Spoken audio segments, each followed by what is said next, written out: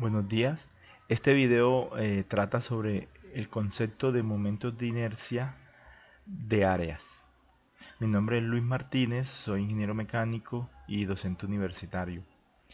En videos anteriores se ha hablado sobre el concepto de momentos de inercia de sólidos. Podrían revisarlos para ver lo básico del concepto de momento de inercia.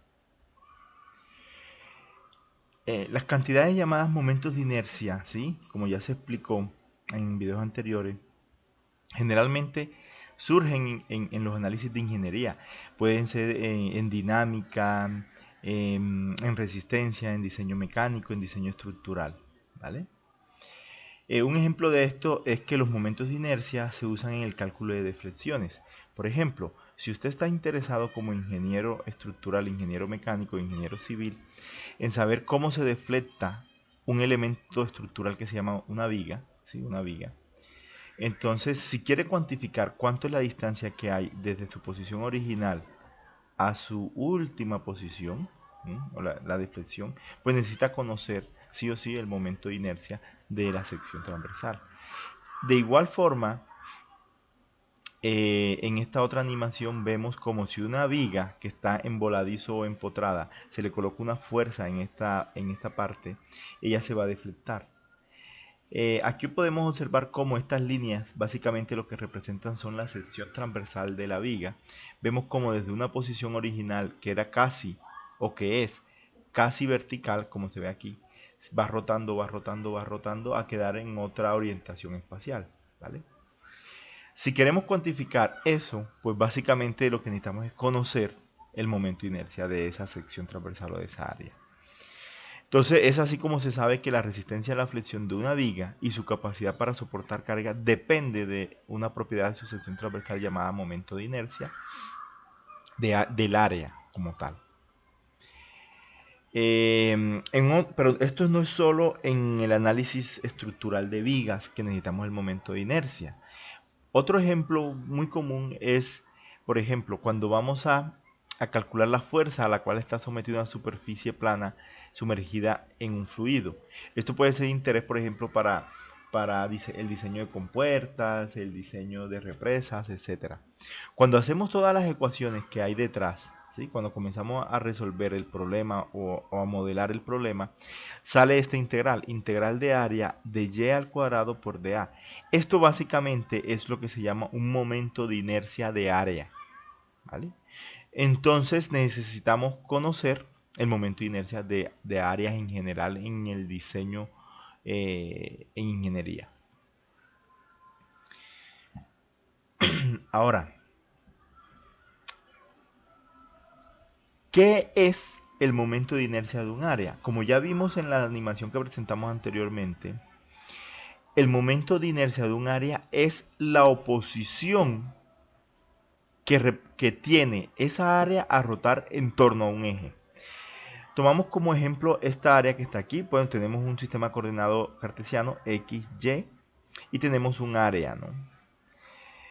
¿Qué representaría, por ejemplo, el momento de inercia con respecto al eje X? Pues representaría la oposición que tiene esta área en rotar en torno a ese eje, ¿vale? Ahora, ¿de qué depende el momento de inercia de área? Pues depende del valor de A, o sea, del valor o la cantidad de área que hay que tiene una figura, pero también depende de la forma de cómo se distribuye esa área en torno a un eje de interés. ¿Sí? Depende cómo se distribuye esta área en torno a este eje, si me interesa ese eje, o cómo se distribuye esa área en torno a este eje, si me interesa este eje. ¿Vale? Eso conceptualmente. Ahora, matemáticamente, ¿cómo sería esto? De esta forma. Por ejemplo, para un sistema discreto que esté conformado de varias áreas conocidas, eh, entonces el momento de inercia se calcularía como la sumatoria del producto de el área de cada zona o de cada área multiplicada por una distancia al cuadrado, donde dicha distancia es la distancia que va a tener el área bajo interés con respecto al eje de interés. Esto para un sistema discreto. Para un sistema continuo sería de la siguiente forma. Lógico, como ya es continuo, pues la sumatoria se convierte en integral. Sería el momento de inercia de un área es igual a la integral de área de una distancia característica al cuadrado por el de A. Donde esta distancia característica es la distancia mínima que hay desde el área bajo estudio o del diferencial de área bajo estudio hacia el eje de interés. Fíjate que este eje puede ser en realidad cualquier eje. No necesariamente el eje X o Y, puede ser este eje, si me interesa, o puede ser otro eje, por ejemplo, este eje de acá, ¿sí? El de interés. Entonces habría que tener la distancia mínima del diferencial acá. Es así como el momento de inercia, como ya sabíamos de los videos anteriores, el momento de inercia depende del eje bajo el cual se evalúe. Siendo esto así, entonces pues es un problema complejo, ¿no? Porque existen infinitos ejes, tú puedes tomar como referencia cualquier eje. Menos mal, en las aplicaciones reales siempre nos interesan algunos ejes primordialmente. Es así como una área plana, ¿sí? Una área plana, vamos a estudiar un área plana. Entonces asumimos un sistema coordenado XY. Entonces, esa área esa área plana o esa área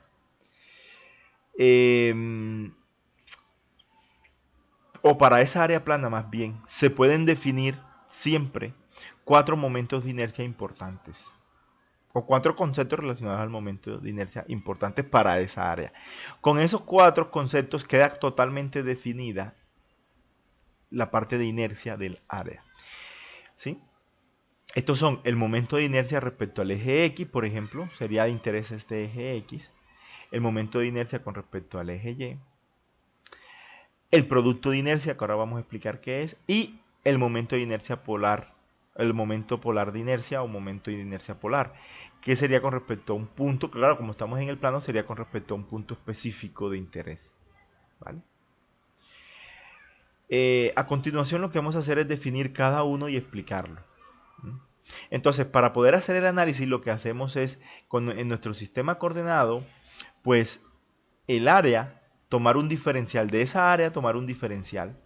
Y ese diferencial pues tendrá una ubicación característica espacial. Por ejemplo, tendrá una coordenada X, tendrá una coordenada Y. Y por si acaso nos llegase a interesar, que si nos va a interesar, la distancia desde el origen del sistema coordenado hasta el diferencial de área será R. Por supuesto, R se podría calcular si nos interesa con el teorema de Pitágoras. X al cuadrado más Y al cuadrado raíz cuadrada. Entonces metámonos en definir cada uno de ellos. Por ejemplo, momento de inercia respecto al eje X. Si estoy interesado en saber cuánta oposición o cuánta resistencia me haría esta área en rotar en torno al eje X, ¿sí?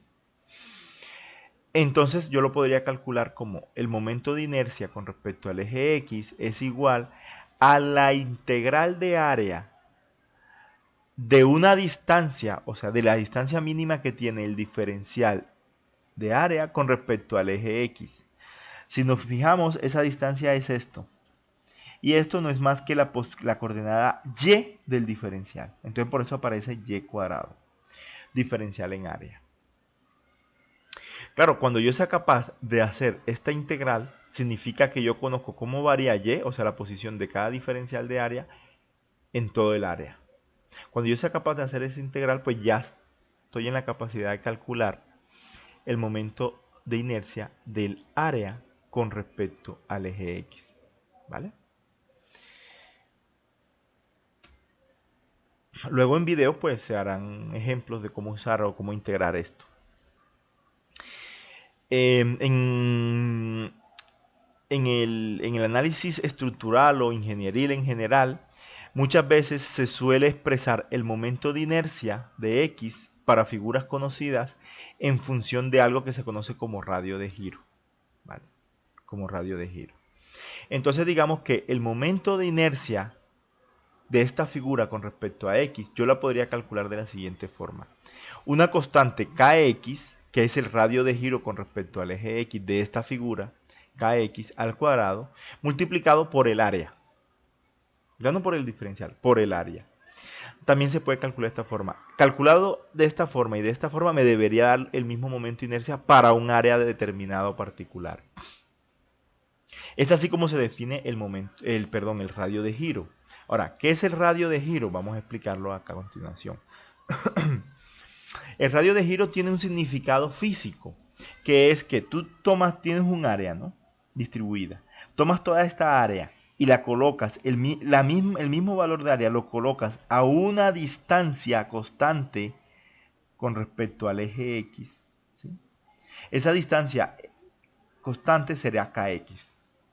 Entonces, esta área distribuida de esta forma por Kx al cuadrado te va a dar el mismo momento de inercia que el área original al hacer esta integral. O sea, tienen el mismo inercia. Esto y esto tienen la misma inercia. Bueno, eso es el concepto físico de radio de giro, ¿no? Es una distancia constante a la cual vamos a ubicar toda el área de una sección transversal y tendrá un momento de inercia equivalente al original. Eso es la definición física o el conceptual de lo que es radio de giro. Ahora te estarás haciendo la pregunta, ¿por qué es importante el radio de giro? Pues sencillo, el radio de giro para figuras conocidas y usuales ya viene tabulado. Entonces es más fácil, ya conociendo el radio de giro, calcular el área, que es una tarea fácil, y puedo cuantificar el momento de inercia de casi cualquier área conocida de uso práctico en la ingeniería. Eso viene en tablas en los libros de resistencia, de estática o de propiedades geométricas de figuras ingenieriles, pues vienen ya tabulado cómo puedes calcular el el radio de giro de un área plana. Entonces, de igual forma, podríamos definir el momento de inercia con respecto al eje Y. Si tenemos una sección transversal, un área plana, y me interesaría saber cómo puedo cuantificar el momento de inercia con respecto a este eje Y. O sea, qué tanta oposición o qué tan difícil, ¿sí?, es girarla con respecto a este eje, pues se haría de idéntica forma. Y es igual a la integral de área de la mínima posición del diferencial que estoy usando, que sería este. O sea, esta distancia, la mínima distancia sería esta, al cuadrado por el de A. Esa mínima distancia sería la coordenada X, ¿sí ves? Sería la coordenada X. Entonces, el momento de inercia con respecto a Y de una figura es igual a la integral de área de la coordenada X del diferencial por dA. Cuando seamos capaces de ver cómo varía X para todas los dA o diferencial de área, pues estaríamos en capacidad de resolver esta integral. De esta forma se calcula el momento de inercia con respecto al eje Y. Ya después en ejemplos vemos cómo se hace. Nuevamente, resulta muy útil calcular el momento de inercia como KY al cuadrado por A, donde KY es el radio de giro. Nuevamente, ¿qué es el radio de giro? Es como tomar esta área, ubicar toda la área o todo el área a una distancia constante KY, pero esta área tiene que ser igual a esta, solo que va a estar uniformemente distribuida a una distancia Y. Y entonces si multiplico KY al cuadrado, o sea, esta distancia al cuadrado, por el área, me tiene que dar el mismo momento de inercia que me dé con esta integral. Nuevamente, ya el KY o el radio de giro para muchas figuras de uso de ingeniería ya viene tabulado. ¿Sí? Pero el sentido físico es ese, es agrupar toda el área a una misma distancia con respecto al eje de interés, sea Y o X, en este caso Y. Algo que se me había olvidado comentar es que tanto el momento de inercia con respecto al eje X o el eje Y o cualquier otro eje en el plano debe ser positivo. No puede ser cero ni puede ser negativo. Siempre esa integral te va a dar positivo, lo mismo que la integral anterior, siempre te va a dar positivo. ¿Vale? Es una propiedad de los momentos de inercia. Entonces, una vez definido estos dos que son de los más importantes, pasamos a lo que se llama producto de inercia. ¿Sí? El producto de inercia se define de la siguiente forma. Si yo tengo un área, bajo estudio el producto de inercia de esa área va a ser IXY, que se conoce así, producto de inercia se conoce como IXY, es igual a la integral de área de X por Y por dA.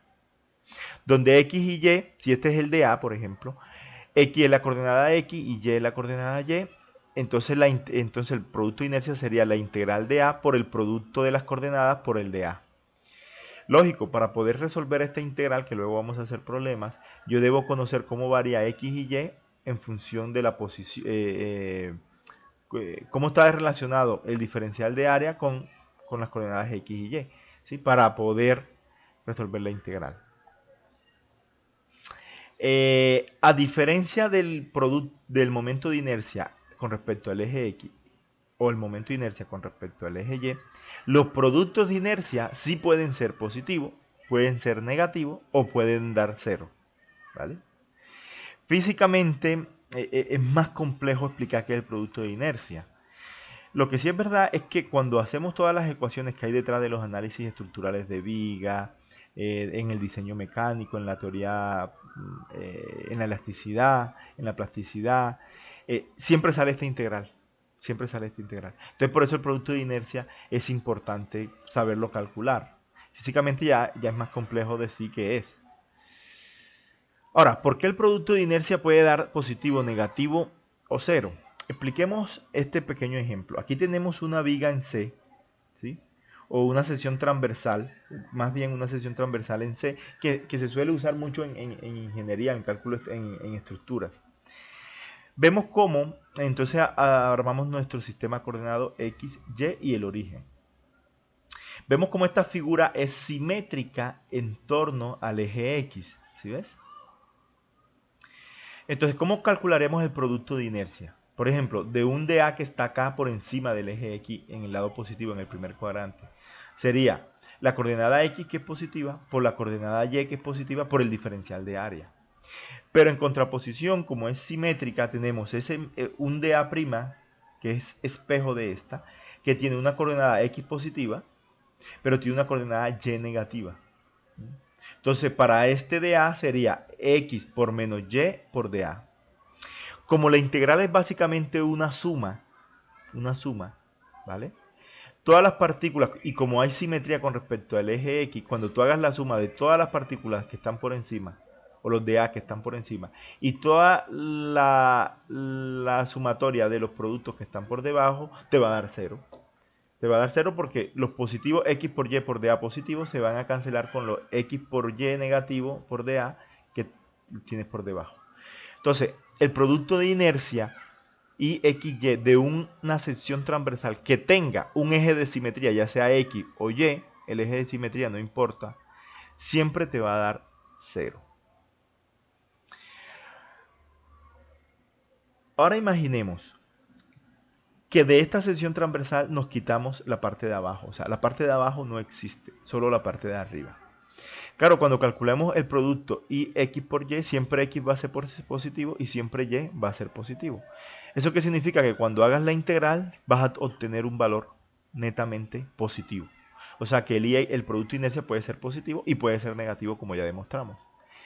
Ahora, si imagínese usted que quita esta parte no existe, solo te queda la de abajo. Cuando calcules el producto de inercia X por Y de esta área que quedó, te va a dar negativo. ¿Por qué? Porque X siempre es positivo y Y siempre es negativo. Entonces el producto de inercia también puede ser negativo, ¿vale? Y de esa forma ya queda demostrado que el producto de inercia o es positivo o es negativo o puede ser cero. A diferencia de los momentos de inercia con respecto al eje X y al eje Y que solo pueden ser positivos. Y por último, tenemos lo que es el momento polar de inercia o momento de inercia polar de una sección transversal o de un área. Para analizarlo hacemos lo siguiente, igualmente que el caso anterior. Si tenemos los ejes coordenados X, Y y tenemos un área, empleamos un diferencial. Ese diferencial va a tener coordenadas X y Y, como ya se explicó anteriormente. Pero también podemos ubicar este dA, o el diferencial de área, con un sistema polar, por ejemplo, a una orientación θ y a una distancia desde el origen del sistema coordenado hasta el dA de R. Por supuesto, ese R se puede calcular mediante el teorema de Pitágoras.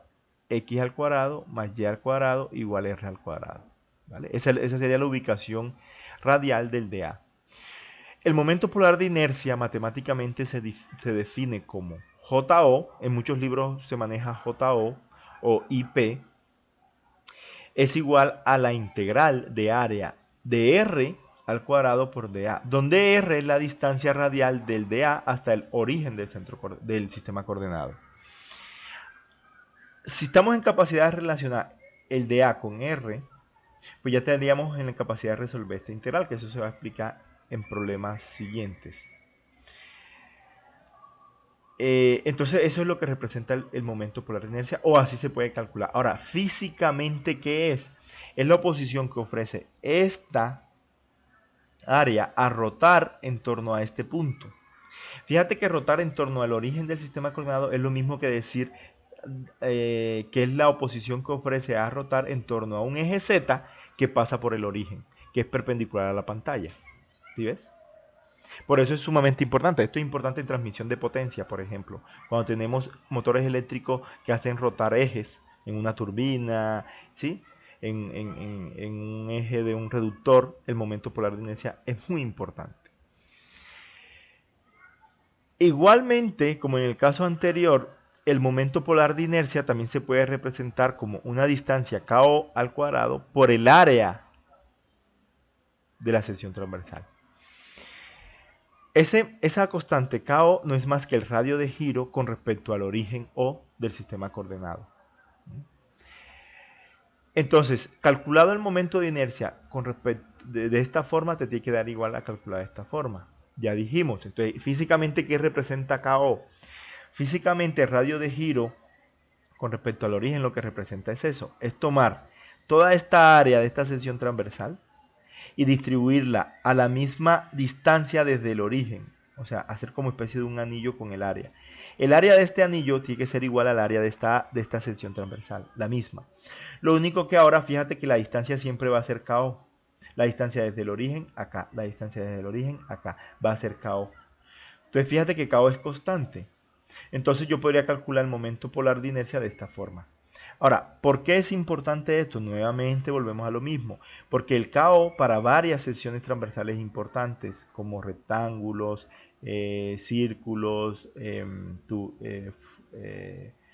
hexágonos, etcétera, etcétera, o vigas en I, por ejemplo, vigas en C, ya viene tabulado en muchos manuales de construcción.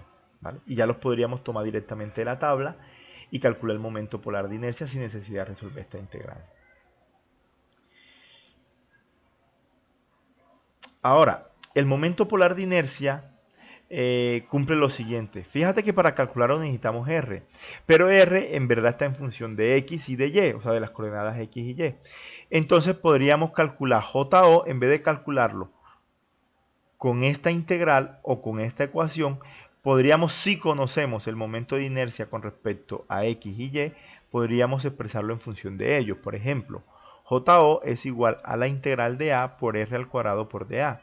Pero R cuadrado ya sabemos que lo podemos expresar como X cuadrado más Y cuadrado por el teorema de Pitágoras.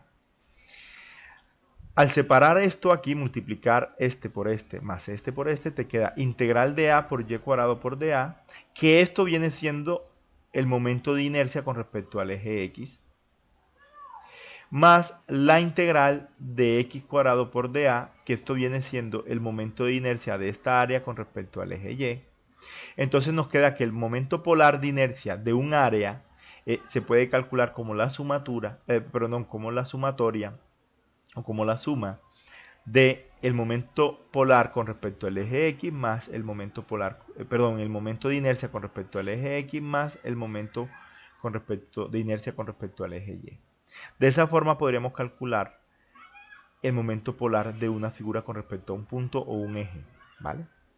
De interés. Entonces fíjate que el momento polar en sí no es independiente. Él siempre te debe dar la suma de estos dos. ¿Vale? Y esto es muy importante porque a veces te ahorra cálculo. De igual forma, si en esta ecuación reemplazamos la versión de radio de giro, o sea, momento polar de inercia es igual a radio de giro polar al cuadrado por A y así sucesivamente los otros, que ya lo explicamos anteriormente. Si reemplazamos estas expresiones aquí en esta ecuación, pues me queda esto, mira, reemplazo donde va JO, coloco radio de giro al cuadrado por A y así sucesivamente. Al final llegas a esta ecuación. Esta ecuación que te dice que el radio de giro polar al cuadrado es igual al radio de giro con respecto al eje X de esa figura al cuadrado más el radio de giro de esa figura con respecto al eje Y al cuadrado. Esto es importante porque fíjate que si ya conocemos estos dos de tablas podemos sumar este o hallar este, ¿vale? Finalmente, para finalizar, podemos hacer las siguientes anotaciones. Primero, que las dimensiones de los momentos de inercia son longitud a la 4. ¿Eso qué significa? Que cuando usted calcule el momento de inercia de un área, o momento de inercia de área, de una área, esto le debería dar en longitud a la 4, o sea, milímetro a la 4, centímetro a la 4, metros a la 4. O en el sistema inglés, pulgadas a la 4 o pies a la 4. Y los radios de giro tienen dimensiones de longitud, o sea, o metros, o centímetros, o milímetros. Lo mismo en el sistema inglés, pulgadas o pies, ¿vale? También hay que observar que tanto los momentos de inercia como el momento de inercia con respecto al eje X, con respecto al eje Y el momento polar de inercia, solo pueden ser positivos. Solo pueden ser positivos. Lo mismo que los radios de giro. Solo pueden ser positivos. No pueden haber radios de giro negativos ni momentos de inercia con respecto a X, Y o polar negativos. No, siempre son positivos. No pueden ser negativos ni cero. Si una figura plana tiene un área, pues tiene un momento de inercia con respecto a X, con respecto a Y y polar. Lo mismo con radio de giro. A diferencia de los del producto XY, que sí pueden ser positivo, negativo o cero. Aquí muestro un poco la bibliografía consultada para preparar este tema, que suelen ser los libros de estática básicos de toda la vida. Por ejemplo, el Brian Johnson, el Bedford and Fowler, el Hibeler, el Merian O'Cray, que son libros de estática de toda la vida, ¿no? Allí aparece pues muy bien explicado todo esto que acabo de explicar en este breve video. Esto ha sido todo. Gracias por su atención. En próximos videos vamos a resolver problemas de uno o dos problemas donde se calculen todos los momentos de inercia para una figura plana con eje X, Y, Z, polar y el producto, ¿sí? Muchas gracias por su atención y en breve estaré publicando estos videos de ejercicios para aplicar los conceptos que vimos. Muchas gracias.